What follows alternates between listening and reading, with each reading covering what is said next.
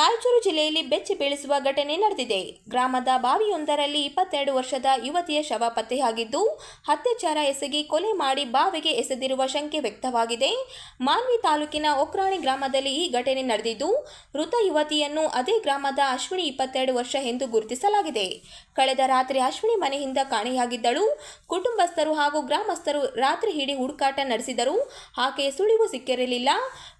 ಬೆಳಗ್ಗೆ ದೂರು ದಾಖಲಿಸುವ ಸಿದ್ಧತೆ ನಡೆಸುತ್ತಿದ್ದ ಕುಟುಂಬಸ್ಥರಿಗೆ ಶಾಕ್ ಎದುರಾಗಿದ್ದು, ಗ್ರಾಮದ ಬಾವಿಯಲ್ಲಿ ಅಶ್ವಿನಿ ಶವ ಪತ್ತೆಯಾಗಿದೆ. ಯುವತಿಯ ಸಾವಿನ ಸುತ್ತ ಹಲವು ಅನುಮಾನಗಳು ಮೂಡಿದ್ದು, ಅತ್ಯಾಚಾರ ಎಸಗಿ ಕೊಲೆ ಮಾಡಲಾಗಿದೆಯೇ ಎಂಬ ಶಂಕೆ ವ್ಯಕ್ತವಾಗಿದೆ. ಮಾಹಿತಿ ತಿಳಿದು ಸ್ಥಳಕ್ಕೆ ಆಗಮಿಸಿದ್ದ ಮಾನ್ವಿ ಪೊಲೀಸರು ಸ್ಥಳ ಪರಿಶೀಲನೆ ನಡೆಸಿದ್ದು, ಪ್ರಕರಣ ದಾಖಲಿಸಿಕೊಂಡು ತನಿಖೆ ಮುಂದುವರೆಸಿದ್ದಾರೆ.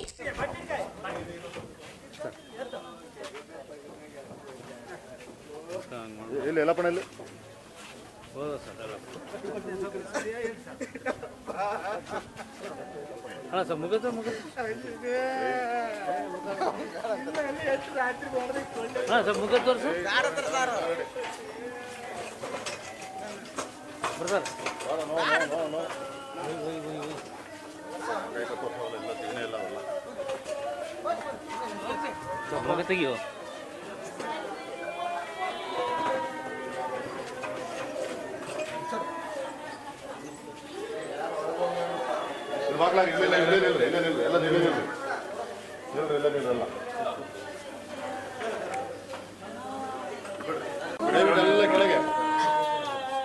ದಯವಿಟ್ಟೆಲ್ಲ ಕೆಳಗೆ ಅವರಪ್ಪನ ಗಾಡಿ ಕುಣಿಸ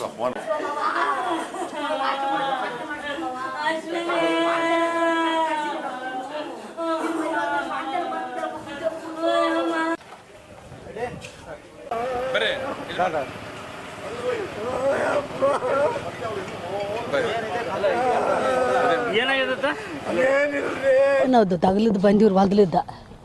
ನಾವು ಹೊಲ್ದಲಿದ್ದು ಬಂದ ಮೇಲೆ ನಾವು ತಂದಿಗೆ ನನಗೆ ಚಹಾ ಮಾಡಿಕೊಟ್ಲು. ಚಹಾ ಕುಡ್ದ್ವಿ. ಚಹಾ ಕುಡ್ದ ಮೇಲೆ ಏನಂದ್ಲು, ಯಾಡಿಗೆ ಮಾಡಿದೇನಮ್ಮ ಅಂದರೆ ಮಾಡಿನಮ್ಮ ಅಂದಳು. ಅಂದಕಸಿ ಏನಂದ್ಲು, ಇದು ಮಿಕ್ಚರ್ಗೆ ಹಾಕಿಟ್ಟಿನಮ್ಮ ಗುಂತ್ಪಂಗ್ಲ ಓಸ ಅಂದ್ಲು. ಬೇಸತ್ತು ಹೇಳಮ್ಮ ಅಂದೆ. ಯಮ್ಮ ನಾನು ಬಾತ್ರೂಮಿಗೆ ಹೋಗ್ತೀನಿ ಅಂದ್ಲು. ಅಂದರೆ ಹಿಂದಗಡೆ ಓದ್ತಿದ್ವಲ್ಲಮ್ಮ ಅಂದ್ರೆ ಇಲ್ಲ ನಾವು ಓದ್ತೀನಿ ಹೇಳಂಗೆ ಓದ್ತಾದಲ್ಲ ಅಂದ ಕಳಿಸಿ ಬಾತ್ರೂಮ್ಗೆ ಒಂದೇ ಓದಲು ರೀ. ಬಾತ್ರೂಮ್ಗೆ ಹೋಗಿ ಬಂದಾಕ್ಯಾನೆ ಮತ್ತು ನಾನು ಅವಾಗಲೇ ಹಿಂದಲೇ ಒಂದು ತಾಸೊತ್ತೆ ಬಿಟ್ಟ ಮೇಲೆ ಹೋಗಿನಿ. ಎಷ್ಟು ನಿಮಿಷ ಗುಣ ಆಗಿಲ್ಲ ನಾನು ಆ ಕಡೆ ಹೋಗಿನ ದೇಶಂದ ಅಂದರೆ ಒಂದು ಕಳಿಸಿ ಮನೆಯಾಗ ಕುಂತಿದ್ರು. ಬರ್ತಾ ಅಂದ ಕಳಿಸಿ ಮಾತಾಡ್ಕೊಂತ ಕುಂತ ನನ್ನ ಬಾಯಮ್ಮ ಅಂದ್ಲು. ನನಗೆ ಕಳೆ ತೆಗೆದು ಕಳಿಸಿ ಸಾಕಾಗ್ಯದ ಅಂದೆ. ಇಷ್ಟೇ ನೋಡ್ರಿ. ಏನದು ಕಳೆ ತೆಗೆದ್ರಿ. ನಾವು 6 ಗಂಟೆಗೆ ಬಂದೀವಿ. ನಾವು ಯಪ್ಪ ಹುಡುಕಿದ್ವಿ ಸರ್. ಅಲ್ಲಿ ತಾನು ಒಯ್ಕೈಸಿ ಹುಡುಕಿ ಬಂದೀವಿ ಸರ್. ಒಯ್ಕೈ ಸಿಗಲಿಲ್ಲ. ಅದ್ರ ರಾತ್ರಿ ನಾನು ಹೋಗಿ ನೋಡಿ ಬಂದ್ರೆ ನಾನು ತತ್ತಲು ಬಿದ್ದಂಗೆ ಆಯ್ತು ರೀ. ಈಗ ಒಯ್ಕೈಸಿ ನೋಡಿದ್ಲು. ಚಪ್ಪಲಿ ಬಿದ್ದಾವ ಅಲ್ಲೊಂದು ಅಲ್ಲಿ ಅಂದ್ಲು. ಚಪ್ಪಲಿ ತುಂಬ ಬಾತ್ರೂಮ್ ಹತ್ತಿತ್ತು. ಲೋಟ ಅಂತ ಅಲ್ಲಿ ಬಿದ್ದಿತ್ತು. ಚಪ್ಪಲಿ ಇಲ್ಲೊಂದು ಅಲ್ಲೊಂದು ಬಿದ್ದಿತ್ತು. ದೂರ ಒಂದೇ ತಲೆ ಚಪ್ಪಲಿ ಬಿದ್ದಿದ್ದಿಲ್ಲ. ಲೋಟಗೊಂದು ದೂರ ಬೆನ್ನೆ ಬಿದ್ದಿತ್ತು. ಈಗ ಮುಂಜಾನೆ ಒಯ್ಕೈಸಿ ನೋಡ್ಕೊಂಡು ಬಂದಳು. ಬಟ್ಟೆ ಅವಲ್ಲಿ ಅಂದು ನಾವು ಅಲ್ಲಿ ತಾನು ನೋಡಿ ಬಂದು ಒಯ್ಕಾಯಿಸಿ 6 ಗಂಟೆಗೆ ಹೋಗಿ ನೋಡಿ ಸರ್. ಸಾಯಂಕಾಲ ನಾವು ಅವಾಗಲೂ ಬಂದಿಲ್ಲ ಅಂತ ಕಸಿ ಹೋಗಿನಿ ಸರ್. ನಾವು ಏನಂದು ಹುಡುಗಿ ಬರ್ಲಿಲ್ಲ. ರಾತ್ರಿ ಎಲ್ಲರೂ ಹುಡುಕಿವಿ ಸರ್. ನಾವು ಮನೆಯೆಲ್ಲರೂ ಹುಡುಕಿವಿ ಸರ್. ಏನಂದು ಮನೆಯೆಲ್ಲರೂ ಹುಡುಕಿವಿ ಸರ್. ನಾವು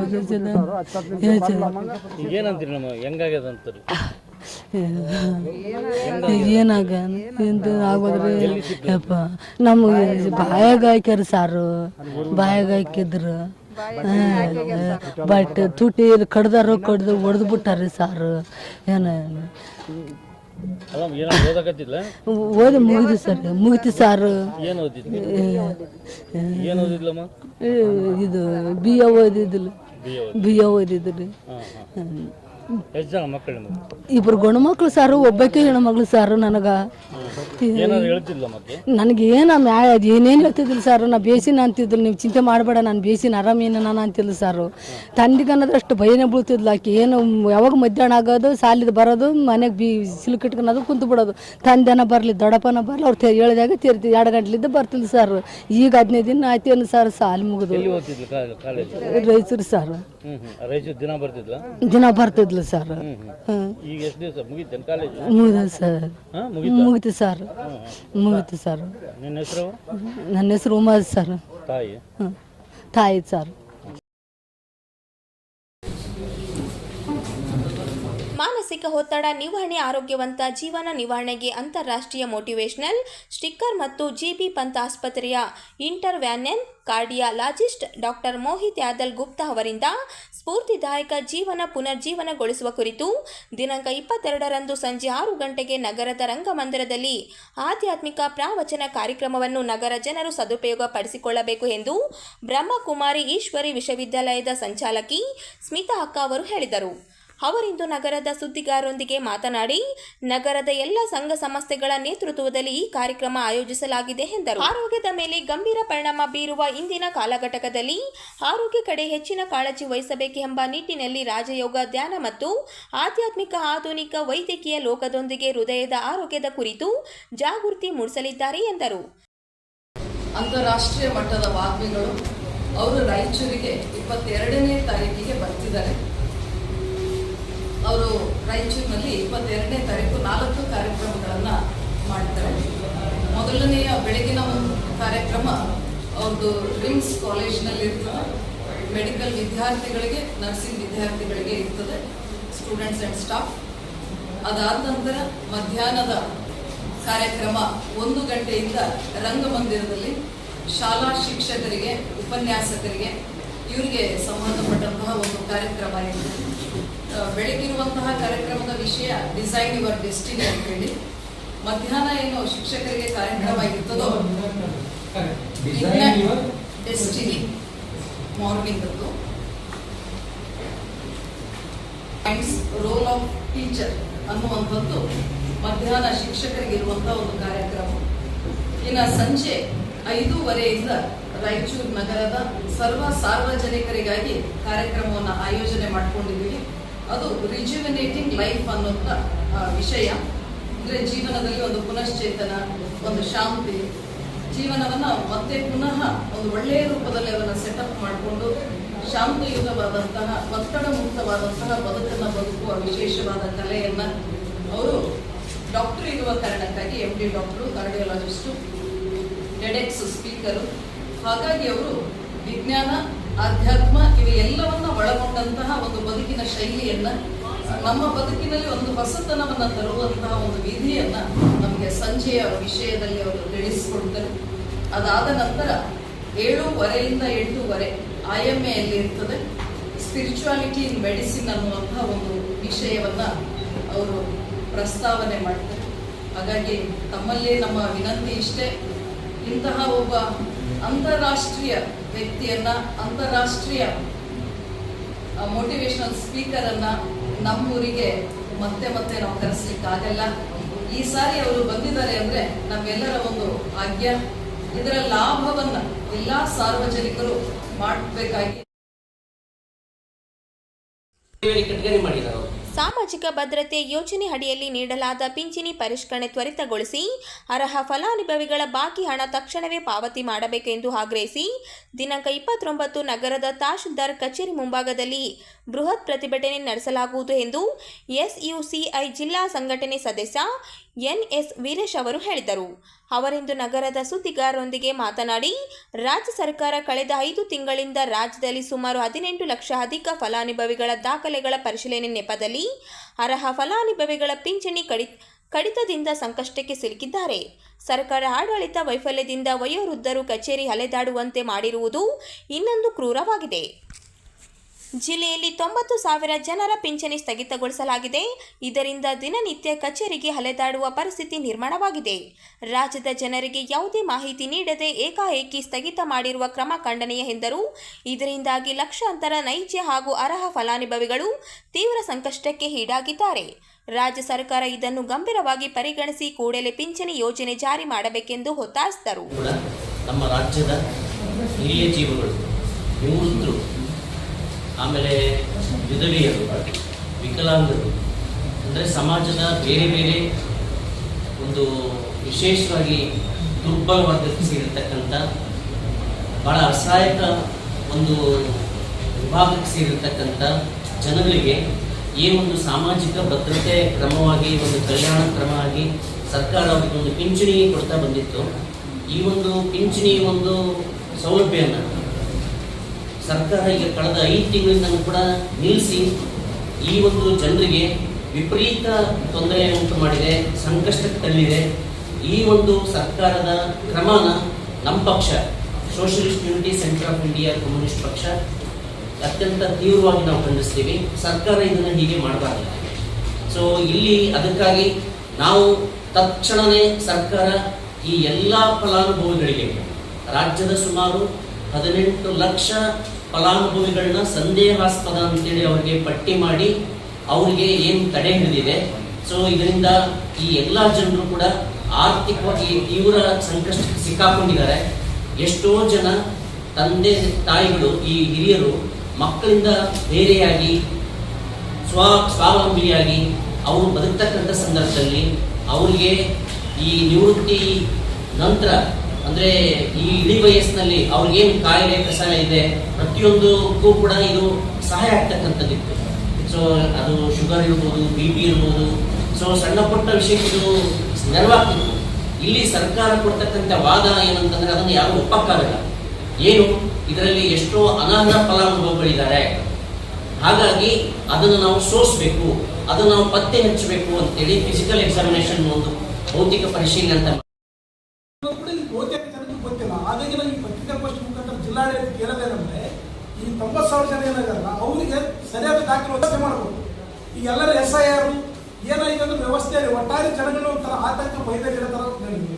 ಒಂದು ಸ್ವಲ್ಪ ದಿನ ಗ್ಯಾಸ್ ಸಿಲಿಂಡರ್ EKYC ನಡೆದಿದೆ, ಆಮೇಲೆ ಈಗ ಈ ವೃದ್ಧಾಪ್ಯ, ಈಗ ಮತ್ತೆ ರೇಷನ್ ಕಾರ್ಡ್. ಪ್ರತಿಯೊಂದು ಯಾವಾಗಲೂ ಜನ ಬೇರೆದ್ರ ಬಗ್ಗೆ ಬದುಕಿನ ಬಗ್ಗೆ ಯೋಚನೆಯೇ ಮಾಡಬಾರ್ದು. ಇರ್ತಕ್ಕಂಥ ಸವಲತ್ತುಗಳನ್ನ ಕಡಿತ ಮಾಡೋದಕ್ಕೆ ಏನು ಒಂದು ಪ್ಲಾನ್ ಮಾಡ್ತಾರೆ, ಅದು ಮುಂಚಿತವಾಗಿ ಹೇಳೋದೇ ಇಲ್ಲ. ಅದು ಕಡಿಮೆ ಅವಧಿಗೆ ಕೊಟ್ಟು ಕಳಿಸಿ ಜನಗಳನ್ನ ಒಂಥರ ಪರದಾಡ ಥರ ಮಾಡ್ತಾರೆ. ಇದು ವ್ಯವಸ್ಥಿತವಾಗಿ ಈಗಾಗಲೇ ಬೇರೆ ಸರಿ ಒಂಥರ ಗೌರಿ ಇದೆ. ಒಂದು ಕಡೆ ಪಟ್ಟಣ ಮಾಡೋದು, ಇನ್ನೊಂದು ಕಡೆ ಎಲ್ಲವನ್ನು ಕಟ್ ಮಾಡ್ತಕ್ಕಂಥ ಯೋಜನೆಗಳಿವೆ. ಆ ದಿಕ್ಕಿನಲ್ಲಿ ನಾವು ಕೂಡ ಈ ಸಂದರ್ಭದಲ್ಲಿ ಪ್ರತಿಭಟನೆ ಮುಖಾಂತರ ಹೇಳ್ತೀವಿ, ಇವುಗಳು ಕೂಡ ಹೇಳ್ತೀವಿ. ಜಿಲ್ಲಾಡಳಿತ ಇವತ್ತೇನು ಇಷ್ಟು ಜನಗಳು ಫಲಾನುಭವಿಗಳಿಗೆಲ್ಲ ಆ ಆದಾಯ ಸರ್ಟಿಫಿಕೇಟ್ ಇರ್ಬೋದು ಮತ್ತು ಇನ್ನೇನು ಬೇರೆ ಬೇರೆ ದಾಖಲೆಗಳಿರ್ಬೋದು, ಅದನ್ನು ತಕ್ಷಣ ಸಿಗೋ ಥರ ಸೌಲಭ್ಯ ಒದಗಿಸ್ಬೇಕು. ಅವ್ರಿಗೆ ಯಾವುದೇ ಕಾರಣಕ್ಕೆ ವಿಳಂಬ ಆಗ್ಬೋದು. ಫಸ್ಟಿಗೆ ಆಮೇಲೆ ಹಣ ಹಾಕಿ ಶುರು ಮಾಡ್ರಿ, ಆಮೇಲೆ ಅವ್ರು ಏನಾದ್ರು ತಪ್ಪಾಗಿದ್ರೆ ಅವ್ರಿಂದ ವಸೂಲಿ ಮಾಡ್ರಿ. ಈಗ ಗೃಹಲಕ್ಷ್ಮಿದು 10,000 ಕೊಟ್ಟಿದ್ದು ವಾಪಸ್ ಹೆಂಗೆ ಅಂದ್ರೆ ಅದನ್ನು ಮಾಡ್ಬೋದಲ್ಲ. ಅಂದ್ರೆ ಇಲ್ಲಿ ನಿಜವಾಗ್ಲೂ ಏನಂದ್ರೆ ಈ ಸಿಸ್ಟಮ್ನಲ್ಲಿ ವ್ಯವಸ್ಥೆಯಲ್ಲಿ ಅಂತಿಮ ಹಂತ ಹಂತವಾಗಿ ಇಂಥ ಯೋಜನೆಗಳನ್ನ ವಾಪಸ್ ತೆಗೆದಕ್ಕೋಸ್ಕರ ಬೇರೆ ಬೇರೆ ಹೆಸರಲ್ಲಿ ಪ್ಲಾನ್ ಮಾಡ್ಬೋದು. ಇದನ್ನು ನಾವು ಈ ಮೂಲಕ ಕಾಣಿಸ್ತೀವಿ. ರಾಯಚೂರು ಜಿಲ್ಲೆಯ ಮಾನ್ವಿ ತಾಲೂಕಿನ ಹುಕ್ರಾಣಿ ಗ್ರಾಮದಲ್ಲಿ ಬಾವಿಯಲ್ಲಿ ಅಶ್ವಿನಿ ಮೃತದೇಹ ಪತ್ತೆಯಾದ ಪ್ರಕರಣಕ್ಕೆ ಸಂಬಂಧಪಟ್ಟಂತೆ ರಾಯಚೂರು ರಿಮ್ಸ್ ಆಸ್ಪತ್ರೆಗೆ ಮೃತದೇಹವನ್ನು ಪೋಸ್ಟ್ ಮಾರ್ಟಂಗಾಗಿ ತರಲಾಯಿತು. ಈ ವೇಳೆ ರಿಮ್ಸ್ ಆಸ್ಪತ್ರೆ ಆವರಣದಲ್ಲಿ ಪೋಷಕರ ಆಕ್ರಂದನ ಮುಗಿಲು ಮುಟ್ಟಿತು. ಈ ವೇಳೆ ಮಾಧ್ಯಮದೊಂದಿಗೆ ಮಾತನಾಡಿದ ಮೃತ ಅಶ್ವಿನಿ ತಾಯಿ, ನಿನ್ನೆ ನಾನು ಹೊಲಕ್ಕೆ ಹೋಗಿ ಕಳೆ ತೆಗೆದು ಬಂದು ಸುಸ್ತಾಗಿತ್ತು. ಅಮ್ಮ ಮನೆಯಲ್ಲಿ ಎಲ್ಲ ಕೆಲಸ ಮುಗಿಸಿದ್ದೇನೆ, ಬಹಿರ್ದೆಸೆಗೆ ಹೋಗಿ ಬರುತ್ತೇನೆ ಎಂದು ಹೇಳಿದಳು. ನನ್ನನ್ನು ಕರೆದಳು. ನನಗೆ ಸಾಕಾಗಿದೆ, ಹೋಗಿ ಬಾ ಎಂದಿದ್ದೆ, ನನ್ನ ತಪ್ಪಾಯಿತು. ರಾತ್ರಿ ಹೋದ ನನ್ನ ಮಗಳು ಬರಲೇ ಇಲ್ಲ. ಊರಲ್ಲಿ ಎಲ್ಲರೂ ಹುಡುಕಿ ನೋಡಿದಾಗ ಚಪ್ಪಲಿ ಚಂಬು ಒಂದೊಂದು ಕಡೆ ಬಿದ್ದಿದ್ದವು. ಬೆಳಗ್ಗೆ ನೋಡಿದಾಗ ಆಕೆಯ ಶವ ಬಾವಿಯಲ್ಲಿ ಪತ್ತೆಯಾಗಿದೆ. ನನ್ನ ಮಗಳನ್ನು ಹೊಡೆದಿದ್ದಾರೋ ಕಚ್ಚಿದ್ದಾರೋ ಗೊತ್ತಿಲ್ಲ, ಕೊಲೆ ಮಾಡಲಾಗಿದೆ ಎಂದು ತಾಯಿ ಅಳಲು ತೋಡಿಕೊಂಡರು. ನಮ್ಮ ದಲಿತರಿಗೆ ಯಾಕೆ ರಕ್ಷಣೆ ಸಿಗ್ತಾ ಇಲ್ಲ ಸರ್? ಅದಲ್ಲ ಸರ್, ಏನ್ ಮಾಡ್ತಾರೆ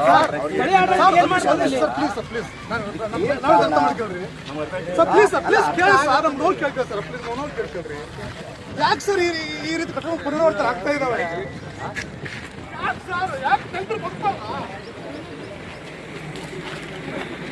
ಅಧಿಕಾರಿಗಳು ನಾವು ಕರ್ತವ್ಯ ಲೋಪಡ್ತಾರಲ್ಲ, US ಸಾಹೇಬ್ರ ಮೇಲೆ ಅಲಿಗೇಷನ್ ಅಲ್ಲ, ಅಥವಾ ಇಲ್ಲಿರ್ತಕ್ಕಂಥ ಅಧಿಕಾರಿಗಳ ಮೇಲೆ ಅಲಿಗೇಷನ್ ಅಲ್ಲ. ನಾವು ವ್ಯವಸ್ಥೆ ಕೇಳ್ತಾ ಇದೀವಿ. ನಾವು ಯಾವ ಪರಿಸ್ಥಿತಿ ಬಂತ ಜಿಲ್ಲೆ ಇಲ್ಲ ಅಂತ ನಾನು ಹೇಳ್ತೀನಿ. ಅಲ್ಲ ಸರ್, ಅದನ್ನೇ ನಾನು ಹೇಳ್ತೀನಿ ಎಲ್ಲರ ಆಫೀಸರ್ಸ್ಗೆ ಸರಿಯಾಗಿ ಡ್ಯೂಟಿ ಮಾಡೋಕ್ಕೆ ಏನೇನು ಆರೋಪಿ ಇದ್ದಾರೆ ಎಲ್ಲರೂ ಸರ್. ಅಲ್ಲ ಸರ್, ನೀವು ಹೋಗ್ಲೇಬೇಕಂತಂದ್ರೆ ಹೋಗ್ರಿ, ತೊಂದರೆ ಇಲ್ಲ.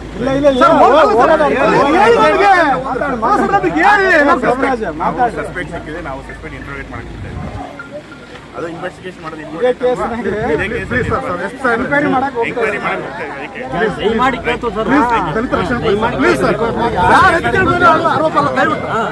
ಯಾವಾಗ ಸ್ಟೇಟ್ಮೆಂಟ್ ಕೊಡಕ್ಕೆ ಹೋಗ್ತಾರ ಸೀರಿಯಸ್ ತಗೊಳ್ಳಲ್ಲ ನೆಗ್ಲಿಜೆನ್ಸಿ ಮಾಡ್ತಾರೆ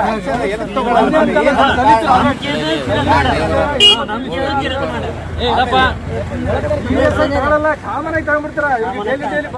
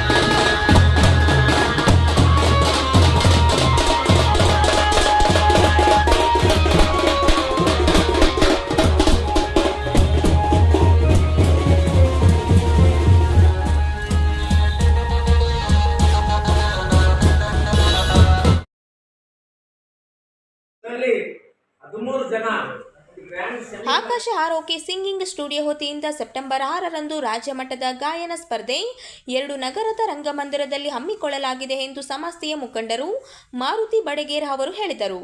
ಅವರಿಂದು ನಗರದ ಸುದ್ದಿಗಾರರೊಂದಿಗೆ ಮಾತನಾಡಿ, ಈಗಾಗಲೇ ಗಾಯನ ಸ್ಪರ್ಧೆಯಲ್ಲಿ ರಾಜ್ಯದ ಬೇರೆ ಬೇರೆ ಜಿಲ್ಲೆಗಳಿಂದ ಗಾಯಕರು ಆಡಿಷನ್ ನೀಡಿದ್ದಾರೆ.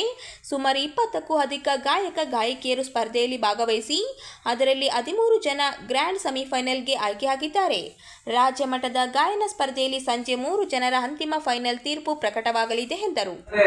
ಈ ಒಂದು ರಾಜ್ಯ ಮಟ್ಟದ ಗಾಯನ ಸ್ಪರ್ಧೆಯ ಉದ್ಘಾಟನೆಯನ್ನು ನಮ್ಮ ರಾಯಚೂರಿನ ಹಿರಿಯ ರಾಜಕಾರಣಿಯಾಗಿರುವ ವಿಧಾನ ಪರಿಷತ್ ಸದಸ್ಯರಾದಂಥ ಶ್ರೀ ಎ ವಸಂತ್ ಕುಮಾರ್ ಸರ್ ಅವರು ಉದ್ಘಾಟನೆಯನ್ನು ಮಾಡಲಿದ್ದಾರೆ. ಇದರ ಅಧ್ಯಕ್ಷತೆಯನ್ನು ನಗರದ ಜನಪ್ರಿಯ ಶಾಸಕರಾದಂಥ ಡಾಕ್ಟರ್ ಶಿವರಾಜ್ ಎಸ್ ಪಾಟೀಲ್ ಅವರು ವಹಿಸಲಿದ್ದಾರೆ. ಜೊತೆಗೆ ಸ್ಥಳೀಯ ಗಣ್ಯರು ಮತ್ತು ಕಲಾ ಪೋಷಕರು ಆಮೇಲೆ ಸಾಕಷ್ಟು ಜನ ಕಾರ್ಯಕ್ರಮದಲ್ಲಿ ಭಾಗವಹಿಸುತ್ತಿದ್ದಾರೆ. ಇದು ಒಂದು ಉತ್ತಮವಾದ ಕಾರ್ಯಕ್ರಮ. ಕಳೆದ ಒಂದು 3-4 ವರ್ಷದ ನಂತರ ರಾಯಚೂರಲ್ಲಿ ಒಂದು ರಾಜ್ಯ